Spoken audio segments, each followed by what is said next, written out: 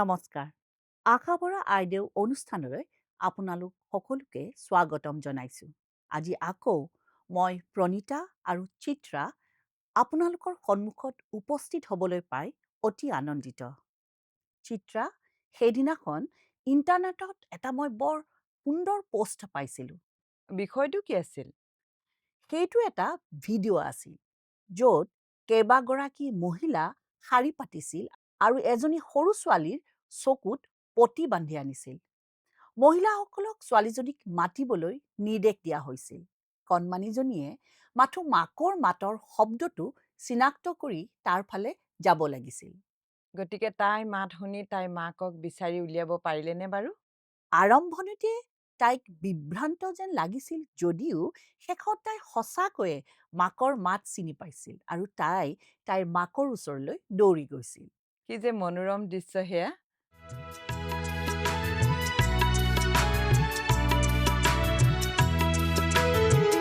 যদি লাগে জীবন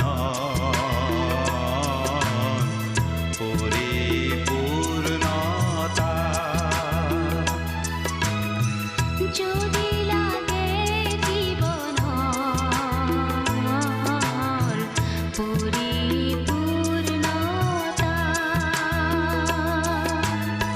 প্ৰভু যিশুৰ কাকলে আহা প্ৰভু যিশুৰ কাকলে আহা প্ৰভু যিশুৰ কাকলে আহা প্ৰভু যিশুৰ কাকলে আহা কেবল তেওঁতেই ভৰসা কৰি তুমি ঈশ্বৰ সন্তান হবা কেবল তেওঁতেই ভৰসা কৰি তুমি ঈশ্বৰ সন্তান হবা যদি লাগে জীৱন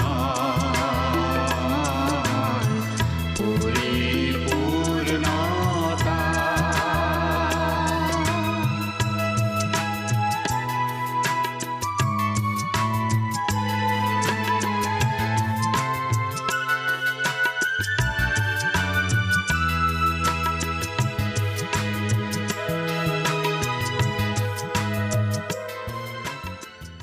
চাওকচোন, মাতৃ আৰু সন্তানৰ মাজৰ বন্ধন কিমান শক্তিশালী।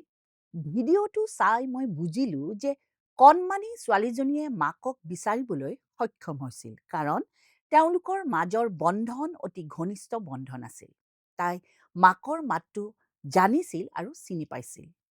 এইটোৱে মোক আচলতে জোহন 10:27 পদৰ কথা মনত পেলাই দিয়ে, য'ত কোৱা হৈছে, মোৰ মেৰবিলাকে মোৰ মাত শুনে। আমি এক কোলাহলপূৰ্ণ পৰিৱেশত বাস কৰোঁ। টেলিভিছন, ইণ্টাৰনেটত এনেকুৱা কিছুমান ব্যক্তি আছে যিয়ে প্ৰায় ঈশ্বৰৰ বিপৰীত কথা কয়। এই জগতৰ মাতৰ লগত আমি অধিক মিলি থাকিলে ঈশ্বৰৰ কথা শুনাটো কঠিন হ'ব পাৰে। আমি সৃষ্টি কৰা বা নিজকে আগুৰি থকা কোলাহলে হয়তো ঈশ্বৰৰ কোমল মাতটোক ডুবাই পেলাব পাৰে। কিন্তু আমি যিমানেই ঈশ্বৰৰ মাত শুনিবলৈ শিকিম, সিমানেই আমি আমাৰ জীৱনত তেওঁৰ লগত অধিক মিলি থাকিম। আৰু আমাৰ হাতত ঈশ্বৰৰ মাত শুনাৰ বিষয়ে বাইবেলত অতি সুন্দৰ কাহিনী আছে। আমি সৰু ল'ৰা হিচাপে চমুৱেলৰ কাহিনীৰ পৰা আৰম্ভ কৰোঁ। প্ৰথম চমুৱেল 1:20 পদত কৈছে, তাতে হান্নাই গৰ্ভধাৰণ কৰি কাল সম্পূৰ্ণ হলত এটি পুত্ৰ প্ৰসৱ কৰিলে আৰু মই জিহুৱাৰ পৰা ইয়াক খুজি ল'লো, এইবুলি তাৰ নাম চমুৱেল ৰাখিলে। অতি সুন্দৰ। চমুৱেল নামটোৰ অৰ্থ ঈশ্বৰৰ পৰা শুনা। ইব্ৰী ভাষাত চামা অৰ্থাৎ শুনা আৰু এল ঈশ্বৰৰ অৰ্থাৎ চামুৱেল। বাহ, সেইটো আকৰ্ষণীয়। গতিকে সৰু চমুৱেল প্ৰভুৰ ওচৰত উৎসৰ্গা কৰা হৈছে আৰু হান্নাই তেওঁক পিয়াহ এৰাৰ পিছত তেওঁ চিলোহৰ আৱাস বা মন্দিৰত এলি পুৰোহিতৰ তত্বাৱধানত থাকে আৰু প্ৰতি বছৰে তেওঁৰ মাক হান্নাই তেওঁক পিন্ধিবলৈ নতুন বস্ত্ৰ অৰ্থাৎ এফোড আনি দিয়ে। এদিন ৰাতি চমুৱেলে মন্দিৰত শুই আছিল। যেতিয়া তেওঁৰ নাম মতা শব্দত তেওঁ সাৰ পাই উঠিল, সি দৌৰি এলিৰ ওচৰলৈ যায়। কিন্তু এলিয়ে তাক মতা নাই বুলি কয় আৰু তাক পুনৰ বিচনালৈ পঠিয়াই দিয়ে। ঘটনাটো একেধৰণে ঘটি থাকে। প্ৰথম চমুৱেল 3:7-10 পঢ়িলে আমি এই বিষয়ে পাওঁ।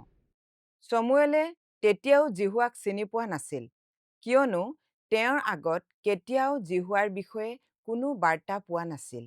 জিহুৱাই চমুৱেলক তৃতীয়বাৰ মাতিলে আৰু চমুৱেলে উঠি এলিৰ ওচৰলৈ গৈ ক'লে, মই ইয়াতে আছোঁ, আপুনি মোক মাতিছিলে? তেতিয়া এলিয়ে বুজিলে যে জিহুৱাই সেই ল'ৰাটোক মাতিছে। তেতিয়া চমুৱেলে গৈ নিজৰ ঠাইত শুই পৰিল। জিহুৱা আহি তাত থিয় হৈ আন সময়ৰ দৰে মাতিলে, চমুৱেল, চমুৱেল। তেতিয়া চমুৱেলে ক'লে, কোৱা, কিয়নো আপোনাৰ দাসে শুনি আছে। আৰু তাৰ পিছত ঈশ্বৰে চমুৱেলক এটা অতি গুৰুতৰ বাৰ্তা দিয়ে। ঈশ্বৰে এই সৰু ল'ৰাটোক ভয়ংকৰ বিচাৰৰ কথা কৈছে যে তেওঁ এলি আৰু তেওঁৰ পুত্ৰসকলৰ বিৰুদ্ধে তেওঁলোকৰ ভয়ংকৰ পাপৰ বাবে বিচাৰ আনিব। যিটো বাৰ্তা জিহুৱাই পূৰ্বেই ঈশ্বৰৰ এজন মানুহৰ জৰিয়তে এলিৰ লগত কৈছিল। প্ৰথম চমুৱেল 2:27-36 আমি এই বিষয়ে পাওঁ। ৰাতিপুৱা যেতিয়া এলিয়ে চমুৱেলক সুধিলে যে জিহুৱাই তেওঁক কি কৈছে, তেতিয়া চমুৱেলে ক'বলৈ বৰ ভয় খাইছিল। কিন্তু যেতিয়া এলিয়ে তেওঁক ভাবুকি দিলে, তেতিয়া তেওঁ ভৱিষ্যৎবাণীটো কৈ দিলে। যেতিয়া তেওঁ শেষ কৰিলে, এলিয়ে নিশ্চিত কৰে যে চমুৱেলে শুদ্ধকৈ শুনিছে। সেয়া জিহুৱা। তেওঁ যি ভাল দেখে তাকেই কৰক। প্ৰথম চমুৱেল 3:18 আমি এই বিষয়ে ভালদৰে পাওঁ। ঈশ্বৰৰ কথা শুনাটো এটা গুৰুত্বপূৰ্ণ জীৱন দক্ষতা। কাৰণ ঈশ্বৰ নিমাত নহয়। এলিয়ে চমুৱেলক ঈশ্বৰৰ মাতৰ প্ৰতি কেনেকৈ সঁহাৰি জনাব লাগে সেই বিষয়ে শিকাইছিল। হে প্ৰভু, কথা কওক, কিয়নো আপোনাৰ দাসে শুনি আছে, অৰ্থাৎ আপুনি কোৱা কথাবোৰ শুনিবলৈ মই সাজু, আৰু মই আজ্ঞা পালন কৰিবলৈও সাজু। ঈশ্বৰে আমাৰ লগত বহু ধৰণে কথা কয়। তেওঁ সৃষ্টিৰ যোগেদিও কথা কয়। তেওঁ তেওঁৰ বাক্যৰ যোগেদি কথা কয়, য'ত আমি তেওঁৰ পৰিত্ৰাণ আৰু আমাৰ বাবে উদ্দেশ্য বুজিবলৈ পাওঁ। তেওঁ আমাৰ জীৱনত জ্ঞানী গুৰুৰ জৰিয়তে কথা কয়। তেওঁ জীৱনৰ পৰিস্থিতিৰ মাজেৰে আমাক কথা কয়। ঈশ্বৰে তেওঁৰ পবিত্ৰ আত্মাৰ দ্বাৰাই কথা কয়। তেওঁৰ ৰাজ্যত সেৱাৰ বাবে ব্যৱহাৰ কৰিবলৈ আমাক উপহাৰ আৰু আৱেগেৰে সজ্জিত কৰে। ঈশ্বৰে বিচাৰে আমি কেৱল তেওঁৰ কথা শুনো। সেইবাবে আমি সিদ্ধান্ত ল'ব লাগিব যে আমি আমাৰ মনত কিহক আশ্ৰয় দিম। আমি কি গ্ৰহণ কৰোঁ আৰু কি গ্ৰহণ নকৰোঁ, এই বিষয়ে আমাৰ মনত এটা বিকল্প আছে। আমি বাছি ল'ব পাৰোঁ খ্ৰীষ্টৰ আজ্ঞা পালন কৰিবলৈ প্ৰতিটো চিন্তাক বন্দী কৰি ল'ব পাৰোঁ। 2 কৰিন্থিয়া 10:5 আমি পাওঁ, বা আমি শয়তানক মিছাৰে আমাক ভয় খুৱাবলৈ আৰু আমাৰ জীৱনত হেতালি খেলিবলৈ দিব পাৰোঁ। আমাৰ মনত এটা চিন্তাৰ পৰাই প্ৰতিটো পাপৰ আৰম্ভণি হয়। যদি আমি আমাৰ মনটোক নিয়ন্ত্ৰণ নকৰোঁ, তেন্তে শয়তানেও সুযোগ ল'ব। সেইবাবে আমি আমাৰ মনত যি অনুমতি দিওঁ, তাক নিয়ন্ত্ৰণ কৰিবলৈ আপুনি অধ্যৱসায়ী হ'ব লাগিব। আমি চোৱা টিভিৰ অনুষ্ঠান, আমি যোৱা সামাজিক মাধ্যম ছাইট, আৰু আমি পঢ়ি ভাল পোৱা কিতাপ বা আলোচনী, আৰু আমি শুনা সংগীতৰ কথা ভাবি চাওকচোন। আমি যি চোৱা আৰু শুনা কথাই আমাৰ মনক ঈশ্বৰীয় চিন্তাৰে ভৰাই দিয়ে আৰু আমাৰ আত্মাক খাদ্য যোগান ধৰে, যাতে আমি সমৃদ্ধ, শান্তিপূৰ্ণ আৰু ধন্য অনুভৱ কৰোঁ। ঈশ্বৰে আমাৰ প্ৰাৰ্থনাৰ উত্তৰ কেনেকৈ আৰু কেতিয়া দিছে সেই কথা শুনিবলৈ শিকাটো গুৰুত্বপূৰ্ণ। অৱশ্যে যদি আমাৰ মনটো জগতৰ চিন্তাৰে ভৰি থাকে তেন্তে আমি ঈশ্বৰৰ মাতটো বিবেচনা কৰিব নোৱাৰিম।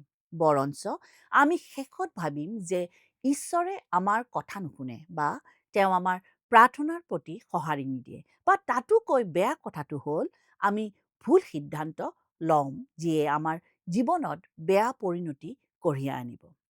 আমাৰ প্ৰাৰ্থনাৰ প্ৰতি সঁহাৰি জনাই প্ৰভুক তেওঁৰ মাত শুনিবলৈ কাণ দিবলৈ কোৱাৰ বিষয়ে এটা সুন্দৰ কাহিনী ইয়াত দিয়া হ'ল।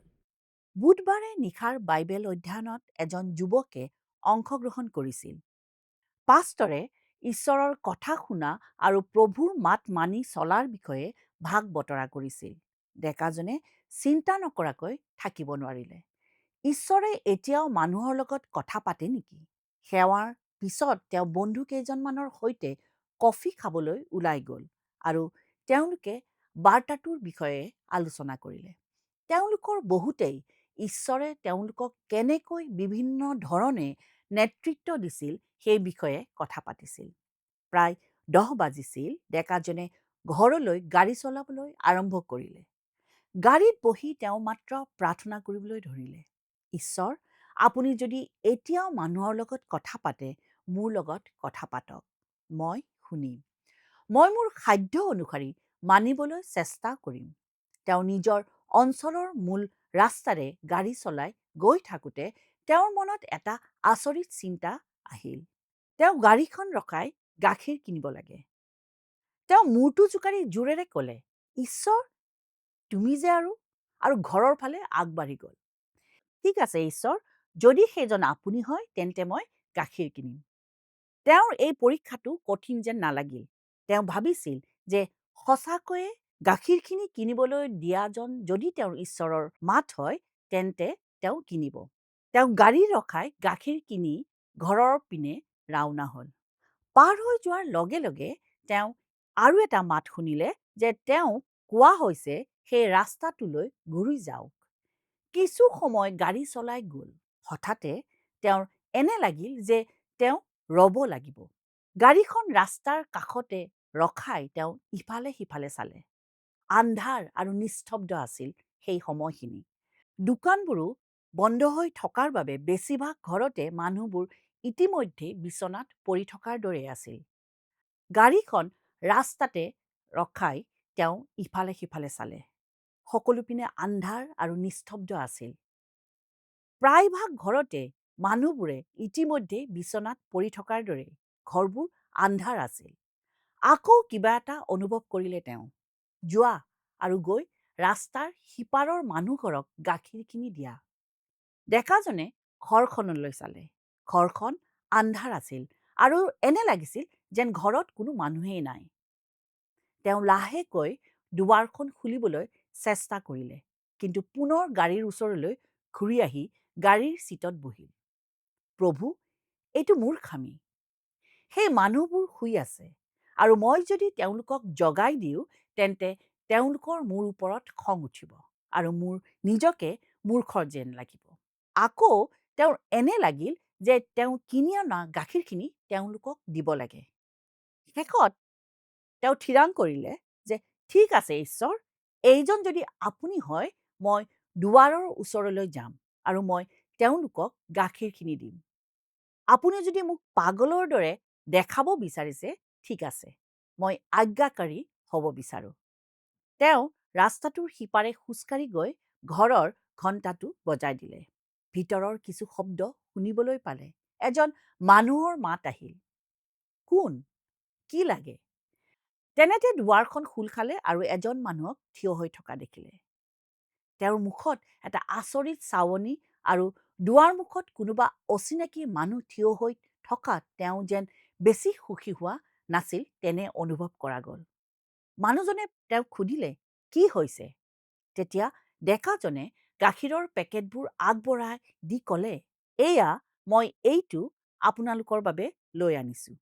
মানুহজনে গাখীৰখিনি লৈ লৰালৰিকৈ ঘৰৰ ভিতৰলৈ সোমাই গ'ল। তাৰ পাছত দেখা গ'ল যে এগৰাকী মহিলাই কোলাত এটা কেঁচুৱা লৈ মানুহজনৰ পিছে পিছে দৌৰি গ'ল। কেঁচুৱাটোৱে কান্দি আছিল। মানুহজনৰ মুখৰ পৰা চকুলো বৈ আহিছিল। মানুহজনে কথা ক'বলৈ ধৰিলে আৰু কান্দিবলৈ ধৰিলে আৰু ক'লে, আমি মাত্ৰ প্ৰাৰ্থনা কৰি আছিলোঁ। এই মাহত আমাৰ কিছুমান ডাঙৰ বিল পৰিশোধ কৰিবলগীয়া আছিল আৰু আমাৰ টকা শেষ হৈ গ'ল। আমাৰ কেঁচুৱাটোৰ বাবে আমাৰ হাতত গাখীৰ নাছিল। মই মাত্ৰ প্ৰাৰ্থনা কৰি আছিলোঁ আৰু ঈশ্বৰক কৈছিলোঁ যেন মই কেনেকৈ গাখীৰ পাব পাৰোঁ, দেখুৱাই দিয়ক। পাকঘৰত থকা মহিলাগৰাকীয়ে চিঞৰি উঠি ক'লে, মই ঈশ্বৰক গাখীৰ লৈ স্বৰ্গদূত পঠাবলৈ কৈছিলোঁ। তুমি স্বৰ্গদূত নেকি? ডেকাজনে মানিবেগত হাতখন দি তাৰ ওপৰত থকা সকলো টকা উলিয়াই মানুহজনৰ হাতত দিলে আৰু গাড়ীৰ ফালে উভতি আহিল আৰু তেওঁৰ চকুৰ পৰা চকুলো বৈ আহিল। তেওঁ জানিছিল যে ঈশ্বৰে এতিয়াও প্ৰাৰ্থনাৰ উত্তৰ দিয়ে। মই যিটো প্ৰশ্ন কৰিছোঁ আৰু মই নিশ্চিত যে আমাৰ বহুতৰে তেনে লাগে যে ঈশ্বৰৰ মাত কেনেকৈ শুনিব পাৰি। ই এটা প্ৰশ্ন যাৰ সৈতে বহু খ্ৰীষ্টীয় বিশ্বাসীয়ে সংগ্ৰাম কৰে আৰু ময়ো কৰিছিলোঁ। কিন্তু এদিন যেতিয়া মই মোৰ ল'ৰাটোৱে ফুটবল খেলি থকা খেলখন মই চাই আছিলোঁ, তেতিয়া দুয়োটা দলৰ প্ৰতিজন প্ৰশিক্ষকে আদেশ দি চিঞৰিবলৈ ধৰিলে, ইয়ালৈ দৌৰা, বলটো ৰক্ষা কৰা, লক্ষ্য এটা বনোৱা। সকলো পিতৃ মাতৃয়েও উল্লাস কৰিছিল, হাত চাপৰি বজাইছিল, চিঞৰি আছিল। খেলখন কোলাহলপূৰ্ণ আৰু বিভ্ৰান্তিকৰ আছিল আৰু মই মনতে ভাবিছিলোঁ, এই সৰু ল'ৰাবোৰে কেনেকৈ জানে দিশ নিৰ্ণয় কৰিবলৈ? তাৰ পিছত মই নিজেও উত্তৰ পালোঁ। তেওঁলোকক নিশ্চয় কেৱল নিজৰ প্ৰশিক্ষকৰ মাতত মনোনিৱেশ কৰিবলৈ প্ৰশিক্ষণ দিয়া হয়। আৰু তাৰ পিছত অনুভৱ কৰিলোঁ যে ঈশ্বৰে যেন মোক সুধিছে, তোমাৰ কথা কি? তুমি কাৰ মাত শুনি আছা?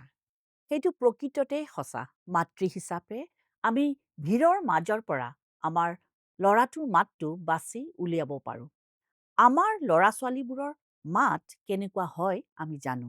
খেলপথাৰত কোনোবাই যেতিয়া মাকক চিঞৰি থাকে তেতিয়া আমি গম পাওঁ সেইটো আমাৰ সন্তান হয় নে নহয়। আৰু ঈশ্বৰৰ বাবেও একেই কথা। ঈশ্বৰে আমাক চিনি পায়। তেওঁ আমাক সৃষ্টি কৰিলে। আমাৰ মাতটো তেওঁ জানে। তেওঁ জানে আমি কোন। যদি আমি তেওঁৰ সন্তান, তেন্তে আমি তেওঁৰ মাতটো ভিৰৰ মাজৰ পৰা উলিয়াই আনিব পাৰোঁ। আৰু আমিও নিশ্চিত হ'ব লাগিব যে তেওঁ আমাকো শুনিছে। যোহন 10:3 আৰু 4 পদত ইয়াত কোৱা হৈছে, দুৱৰীয়ে তেওঁলৈ দুৱাৰ মেলি দিয়ে আৰু মেৰবিলাকেও তেওঁৰ মাত শুনে। তেওঁ নিজৰ মেৰবিলাকক নাম ধৰি ধৰি মাতি বাহিৰলৈ লৈ যায়। যেতিয়া নিজৰ সকলোকে বাহিৰ কৰা হয়, তেতিয়া তেওঁ সেইবিলাকৰ আগে আগে যায় আৰু মেৰবিলাকেও তেওঁৰ পাছে পাছে চলে, কিয়নো তেওঁৰ মাত বুজি পায়। আমেন। আপোনালোকৰ মনত আছেনে যে প্ৰথম ৰাজাৱলী 19:17 পদত কি হৈছিল? যেতিয়া এলিয়াই আক্ষৰিক অৰ্থত নিজৰ জীৱন ৰক্ষাৰ বাবে প্ৰাৰ্থনা কৰিছিল। হয়। এলিয়াই ভুৱা ভাৱবাদীসকলক হত্যা কৰিছিল আৰু এতিয়া ইজেবলে তেওঁক হত্যা কৰিব বিচাৰিছিল। এলিয়া হতাশ আৰু ভয় খাইছিল। ঠিকেই কৈছা। অৱশেষত তেওঁ নিৰাপদে হোৰেব পৰ্বতৰ এটা গুহাত উপস্থিত হ'ল। এটা গুহাত নিস্তব্ধ হৈ থকাৰ সময়ত এলিয়াই ঈশ্বৰৰ মাত শুনিছে। প্ৰথম ৰাজাৱলী 19:11 আৰু 12 পদত এই মাতৰ বৰ্ণনা কৰা হৈছে। পাছে তেওঁ ক'লে, তুমি বাহিৰ ওলাই আহি জিহুৱাৰ সন্মুখত পৰ্বতটোত থিয় হোৱা। তাৰ পাছে চোৱা, সেই ঠায়েদি জিহুৱাই গমন কৰিলে। তাতে জিহুৱাৰ আগে আগে অতিশয় প্ৰচণ্ড বায়ুৱে পৰ্বতবোৰ ফালিলে আৰু শিলবোৰ ভাঙি পেলালে। কিন্তু সেই বায়ুত জিহুৱা নাছিল। বায়ুৰ পাছত ভূমিকম্প হ'ল, কিন্তু ভূমিকম্পটো জিহুৱা নাছিল আৰু ভূমিকম্পৰ পাছত অগ্নি হ'ল, কিন্তু সেই অগ্নিটো জিহুৱা নাছিল। অগ্নিৰ পাছত এটি মৃদু স্বৰ হ'ল। সৰু সৰু ল'ৰা-ছোৱালীয়ে প্ৰায়ে পিতৃ-মাতৃৰ কাণত ফুচফুচাই কয়, যদিও বাৰ্তাটো হয়তো সৰু কিবা এটা, ই ব্যক্তিগত আৰু বিশ্বাসৰ ওপৰত ভিত্তি কৰি গঢ় লৈ উঠে। ঈশ্বৰেও প্ৰায় ফুচফুচাই কয়, কাৰণ তেওঁ আমাৰ সম্পূৰ্ণ অবিভক্ত মনোযোগ বিচাৰে। আমি সকলোৱে জানো যে জীৱনটো ব্যস্ত হ'ব পাৰে, কেতিয়াবা আনকি আমি ঈশ্বৰৰ বাবে কৰা কামবোৰো। উদাহৰণস্বৰূপে, সেৱা কৰা আৰু শিক্ষা দিয়া এটা বিভ্ৰান্তিকৰ সময় হৈ পৰিব পাৰে। যেতিয়া আমি অত্যধিক ব্যস্ত থাকোঁ, তেতিয়া ই আমাৰ ঈশ্বৰৰ কথা শুনিব পৰা ক্ষমতাত প্ৰভাৱ পেলাব পাৰে। আমি ইচ্ছাকৃতভাৱে হ'ব লাগিব আৰু শব্দটো টিউন কৰিব লাগিব, যাতে আমি তেওঁৰ নিস্তব্ধ সৰু মাতটো পৃথক কৰিব পাৰোঁ। গীতমালা ৪৬ নম্বৰ ১০ পদত কৈছে, শান্ত হোৱা, মই যে ঈশ্বৰ তাক বুজা, মই জাতিবিলাকৰ মাজত উন্নত হ'ম, মই পৃথিৱীত উন্নত হ'ম। আমাৰ বেছিভাগ মহিলাই নিৰ্ধাৰিত প্ৰতিশ্ৰুতি আৰু ব্যস্ততাৰ ঘূৰ্ণি বতাহত জীৱন কটাওঁ। আচলতে সমাজে ইয়াক প্ৰভাৱিত কৰে। ব্যস্ততাক সন্মানৰ বেজ হিচাপে দেখা যায়। যদি আমি ব্যস্ত, তেন্তে ইয়াৰ অৰ্থ হ'ল আমি গুৰুত্বপূৰ্ণ আৰু আমি কি কৰোঁ সেয়া গুৰুত্বপূৰ্ণ। কিন্তু ঈশ্বৰে আমাক জীৱন-যাপনৰ এক বেলেগ পদ্ধতি আগবঢ়াইছে। যদি আমি কেতিয়াও নিশ্চল নহওঁ, তেন্তে আমি কেনেকৈ নিশ্চল হৈ ঈশ্বৰৰ কথা শুনিব লাগে? জীৱনৰ বাকী সকলো বস্তুৱে আমাৰ সময়ত ভিৰ কৰিলে, আমি ঈশ্বৰক কেনেকৈ প্ৰথম স্থানত ৰাখিব লাগে? ঈশ্বৰে আমাক এনেকুৱা এক জীৱনলৈ আমন্ত্ৰণ জনাইছে, য'ত ব্যস্ততা কম আৰু ঈশ্বৰৰ মাত শুনি থাকিবলৈ আমাৰ হাতত সময় থাকে। যোহন ৮ অধ্যায় ৪৪ পদত ছয়তানক আমাৰ বিৰোধী হিচাপে চিনাক্ত কৰা হৈছে। যোহন ১০ অধ্যায় ১০ পদত আমাক কোৱা হৈছে, চোৰে কেৱল চোৰ, বধ আৰু বিনাশ কৰিবলৈহে আহে। ছয়তানে ঈশ্বৰৰ সত্যৰ বিপৰীতে এটা বাৰ্তা প্ৰেৰণ কৰে। তেওঁ আমাক মিছা কথাৰে ভৰাই দিবলৈ ছ'চিয়েল মিডিয়া, ধৰ্মনিৰপেক্ষ আলোচনী আৰু টেলিভিছন ব্যৱহাৰ কৰে। তেওঁ আমাক পতিয়ন নিয়াব যে আমি কেতিয়াও যথেষ্ট নহওঁ আৰু আমি অমূল্য। তেওঁ আমাক বিশ্বাস কৰায় যে আমাৰ লজ্জাজনক অতীতে আমাক ঈশ্বৰৰ মাত শুনিবলৈ অযোগ্য কৰি তোলে। তেওঁ কিছুমান টেলিভিছন অনুষ্ঠানৰ সহায়তো ব্যভিচাৰ আৰু কেলেংকাৰীয়ে সন্তুষ্টি আৰু আত্মপূৰ্ণতা আনে বুলি মত প্ৰকাশ কৰে। হলিউড চেলিব্ৰিটি আৰু আন বিখ্যাত লোকৰ জীৱনশৈলীয়েও আমাক আমাৰ জীৱনত প্ৰভাৱ পেলাব পাৰে। আহকচোন আমাৰ সংস্কৃতিৰ কোলাহল বন্ধ কৰি ঈশ্বৰৰ লগত আমি সময় কটাওঁ।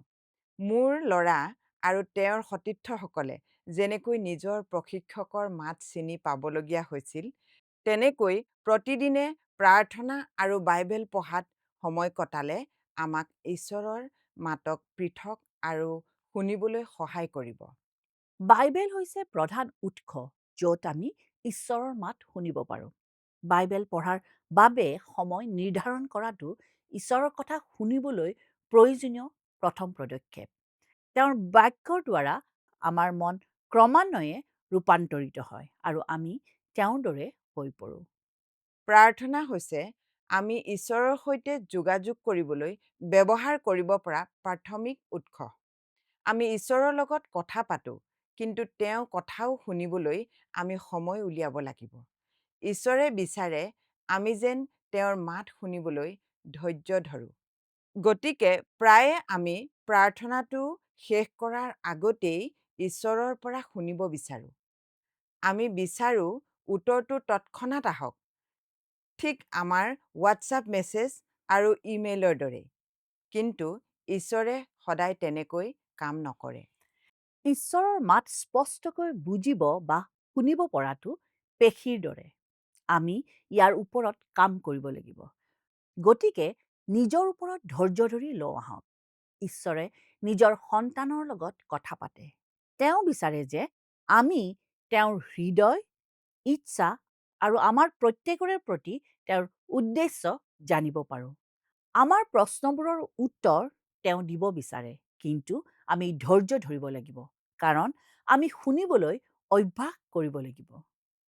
মনত ৰাখিব, সুধি থাকিলেও একো নহয়। যীশুৱে কৈছে, খোজা আৰু তোমাক দিয়া হ'ব, বিচাৰা আৰু পাবা, টোকৰ মাৰা আৰু দুৱাৰখন তোমাৰ বাবে খোল খাব। ঈশ্বৰে আমাৰ প্ৰত্যেকৰে লগত অনন্যভাৱে কথা পাতে। আমি সকলোৱে ঈশ্বৰৰ প্ৰতিমূৰ্তিত সৃষ্টি কৰা হৈছে, কিন্তু আমি সকলোৱে অনন্য আৰু বেলেগ ধৰণে সৃষ্টি কৰা হৈছে।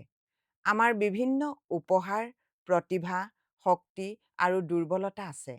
ঈশ্বৰে আমাৰ লগত কেনেকৈ কথা পাতে আৰু তেওঁৰ লগত আমি কেনেকৈ সম্পৰ্ক স্থাপন কৰিব পাৰোঁ, সেই বিষয়ে জানিবলৈ আমি সময় উলিয়াব লাগিব।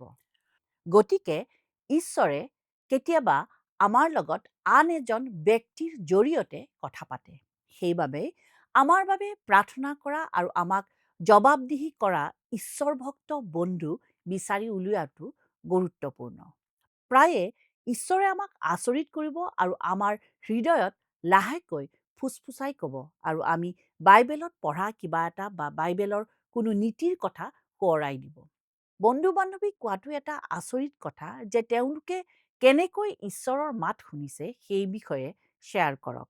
তাৰ পিছত ঈশ্বৰে আমাকো কি দেখুৱাইছে সেই কথা প্ৰকাশ কৰক।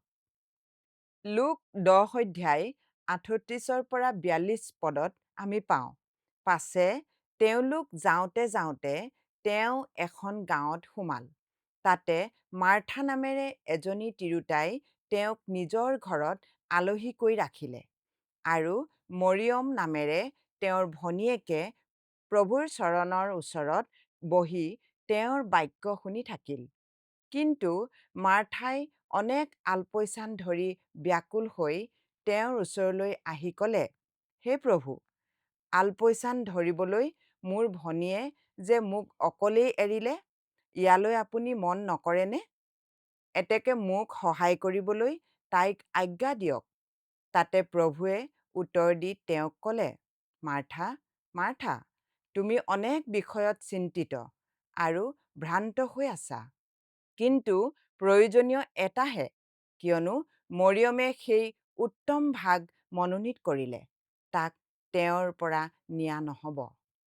মৰিয়মৰ গুৰুৰ সান্নিধ্যত শিষ্যৰ দৰে মনোভাৱ আছিল।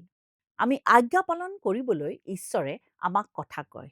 যীশুৱে যোহন 7:17 স্পষ্টকৈ কৈছিল যে আমি যদি ঈশ্বৰৰ ইচ্ছা পালন কৰিবলৈ ইচ্ছুক হ'ম, তেতিয়াহে আমি তেওঁৰ সেই ইচ্ছাৰ বিষয়ে বুজাবুজি লাভ কৰিম। আমি আমাৰ বিভিন্ন ভূমিকাত নাৰী হিচাপে নিজকে প্ৰশিক্ষণ দিবলৈ শিকিব পাৰোঁ। দিনটোত মাত্ৰ কেইমিনিটমানৰ বাবে ঈশ্বৰৰ মাত অধিক স্পষ্টকৈ শুনিবলৈ শিকিব পাৰোঁ। আৰু তাৰ পিছত হয়তো এদিন আমাৰ প্ৰাৰ্থনা চমুৱেলৰ প্ৰাৰ্থনাৰ দৰে হ'ব পাৰে, প্ৰভু, কোৱা, কিয়নো তোমাৰ দাসে শুনিছে। অহাবাৰ পুনৰ লগ পোৱাৰ আশাৰে শুভ বিদায়। ঈশ্বৰে আপোনালোকক আশীৰ্বাদ কৰক। নমস্কাৰ। আপোনালোকৰ এই অনুষ্ঠানটি চাই ভাল লাগিছে, আৰু যদি আপোনালোকে ভাবে যে আপোনালোকৰ প্ৰাৰ্থনাৰ প্ৰয়োজন আছে, তেনেহ'লে স্ক্ৰীনত দিয়া মোবাইল নম্বৰত যোগাযোগ কৰিব পাৰে। আৰু যদি আপোনালোকে এই অনুষ্ঠানটিৰ পৰা উপকৃত হৈছে, তেন্তে অনুগ্ৰহ কৰি আমাক 0444908151 নম্বৰত মিছ কল দিয়ক। আমি প্ৰতিজন মিছ কল দাতাৰ পৰা এজনকৈ দৰ্শক বাছি ল'ম, আৰু সেই দৰ্শকৰ নাম আমাৰ অনুষ্ঠানত প্ৰকাশ কৰা হ'ব আৰু এটি উপহাৰ প্ৰেৰণ কৰা হ'ব।